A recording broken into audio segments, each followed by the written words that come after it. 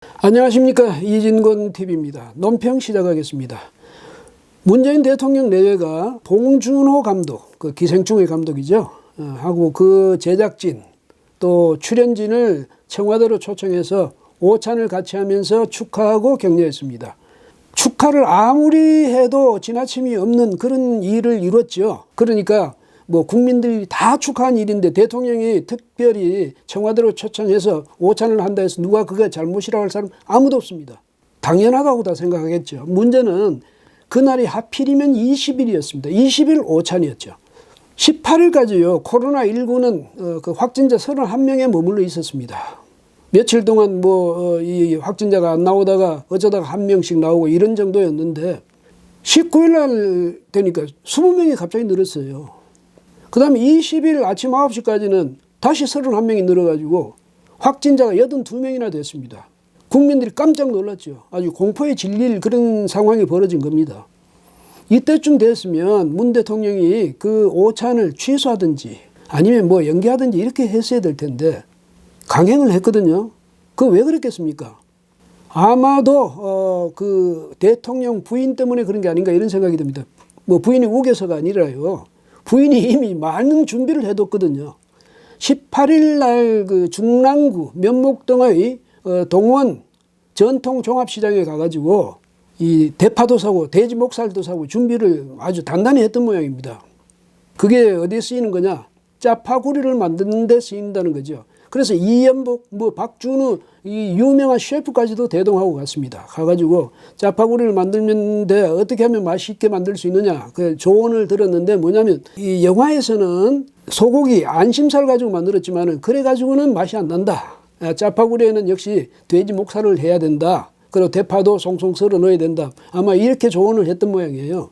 대통령 부인이요. 그 오찬하면서 나대로 계획이 있었습니다. 이렇게 이야기했다는 거예요. 그게 뭐냐니까 바로 셰프들 대동하고 가서 맛있는 짜파구리를 만들 그런 계획을 갖고 갔다는 거죠. 그리고 이제 또 농사는 잘 됐다고 하는데 역시 상인들이 어려움이 크니까 그것도 위로해 줄 겸 해서 대파를 구매했다는 거죠. 그러면 그 상인들 어려움을 위로하고 격려해 주기 위해서 구매했다는 그 대파가 얼마나 샀겠습니까? 몇 트럭이나 사줬겠습니까? 그날 그 상인들은요, 대통령 부인이 행차한다 이래가지고 아마 비상이 걸렸을 거예요. 그러니까 이 장사가 더 잘 되도록 해준 게 아니라 집만 지어드린 거죠. 그 상인들에게. 그렇게 해놓고 대파 사준 걸 가지고 이제 자랑을 했는데 그거 갖고 와서 대통령 저 부인이 그렇게 준비를 다 해놨는데 그 행사를 미루자 이렇게 할 수가 있었겠습니까? 아무도 그렇게 말은 못했겠죠. 그래가지고 강행된 겁니다. 제가 생각할 때는 그렇습니다. 근데 대통령 부인은 또 어제 오후 내내 조합한 짜파구리다. 그러니까 그 맛있게 만들려고 이렇게도 만들고 저렇게도 만들어보고 해서 만들어낸 것이다. 이러면서 오찬에 특식으로 아마 내놨던 모양이에요. 그걸 자랑한 거죠.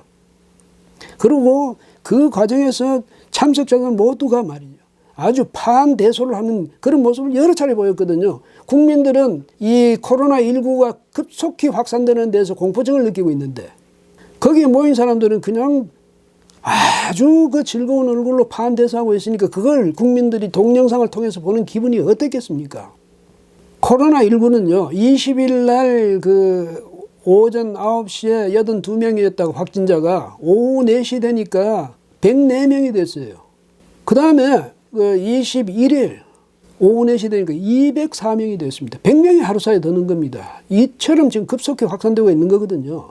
그런데 문 대통령은 21일 저녁에 그날 오찬하고 그날 저녁에 시진핑 중국 국가주석하고 또 통화를 했습니다. 당연히 어떻게 해야 되겠습니까? 우리도 이렇게 급속히 확산되고 중국에는 이미 확산되어 있고 이러니까 당분간은 이 병이 좀 주춤해질 때까지는 양국 사이에 그 인적 교류, 사람들의 이동 이걸 좀 제한하지 않을 수 없겠다. 서로 이 점에 대해서 양해를 하자. 이런 이야기부터 했어야 됐을 텐데 그 이야기는 안 했다고 그래요. 그런 이야기는 안 하고 무슨 얘기를 했냐. 중국의 어려움이 곧 우리의 어려움이다. 중국의 노력에 대해서 힘을 보태겠다. 이렇게 덕담만 했답니다. 그랬더니 거기 이제 시 주석이 감동했다면서 어려울 적의 친구가 그게 진정한 친구다. 이런 식으로 이제 화답을 했고요. 맞습니다. 빈천지교는 불가망이라고 하지 않습니까? 어렵고 또 천한 그런 시절에 맺었던 친구는, 그래서 변치 않고 사귀었던 친구는 절대로 잊어서는 안 된다 그 말이죠. 그건 좋은데 지금 우리가 그런 거 이야기하고 있을 때입니까? 그 문 대통령은요, 어디 한 군데 딱 꽂히면 그밖에 생각 안 하는 것 같아요. 뭐냐? 국민들이 저렇게 불안한다 이 생각을 몰라서 그런 게 아니고 다른 데 꽂혀서 그런 거죠. 무슨 얘기냐면 시진핑 주석이 올 상반기에 한국에 올 수 있도록 하는 거기에 아주 집착하고 있는 것 같습니다. 그래서 그날도 바로 그 문제 계속 시진핑 주석의 한국 방문을 계속 추진한다. 여기에 서로 목소리를 같이 했고 미북 회담이 있죠. 미북 회담 이것이 잘 돼야 된다. 여기도 뜻을 같이 했답니다. 그리고 남북 협력이 미북 회담의 그 선순환을 이끌어온다. 선순환으로 이어질 것이다. 이런 말도 했다고 그러거든요. 그러니까 이분 머릿속엔 그거밖에 없는 것 같아요. 왜 이러겠습니까? 아마도 4.15 총선에서 더불어민주당이 승리하는 것, 그 승리를 위해서 뭐가 필요하냐? 여기에만 마음이 쏠려 있는 것 같고, 그 다음에 북한 또 중국하고 이 관계가 더 돈독해지는 것, 이것만 자꾸 생각되는 것 같습니다. 그것만 희망하는 거죠. 그러니까 지금 이 코로나19 이것 때문에 국민이 떨고 있는 거 여기에 대해서는 생각이 미처 못 미치는 것 아니겠습니까? 뭐 대통령이 이렇게 그 청와대에서 반대수하고 이렇게 여유롭게 하는 동안에 민주당은 상당히 좀 어려움이 처하고 있는 모양입니다. 공천 과정이면 다 어렵죠. 그런데 보니까 안에서 뭐 시스템 공천 이러면서 이해찬 당대표가 그렇게 이제 큰 소리를 쳤는데 실제로는 별로 그게 잘 돼가는 것 같지 않아요. 당내에서 내분 현상이 일어나고 있습니다. 이른바 문빠, 무슨 대깨문 이런 그룹에서 공천에 이제 직접 개입하기 시작했다는 것 아닙니까? 자신들이 마음에 안 드는 그런 결정을 내릴 낌새가 보인다고 해서 원혜영 공관위원장한테 문자 폭탄을 보내고 말이죠. 민주당의 기생충이다 이렇게까지 공격을 해대고 있고 이 공관위원 19명의 전화번호 전부 공개했답니다. 해가지고 압박을 가하자는 거죠. 이런 속에서 금태섭 의원의 지역구죠. 강서을. 여기에 김남국 변호사, 이 사람 이제 조국 전 장관 아마 지지자고 그 수호자를 자임하는 사람인 모양이에요. 근데 이 사람이 거기다가 공천을 신청하는 바람에 대결 양상이 됐거든요. 거의 문빠들이 적극적으로 김남국 변호사를 밀고 그래서 한창 이게 정말로 그 당내에서 골칫거리가 됐는데 아마 이제 겨우 해결은 된 모양입니다. 돼가지고 김남국 변호사를 딴 데 옮기고 금태섭 현 의원은 경선을 시킨다. 이런 식으로 결론이 난 모양인데 그 안에서 문빠들이 말이죠. 적극적으로 개입해가지고 압력을 가했다는 것 아닙니까? 그리고 또 보니까 신경민 의원, 영등포 을구에 이 신경민 의원이 자신이 거의 재선하고 이제 지금 3선에 도전하는데 김민석, 과거 재선 의원, 전 재선 의원 김민석 전 의원이 거기에 신청을 하는 바람에 또 대결 구도가 됐거든요.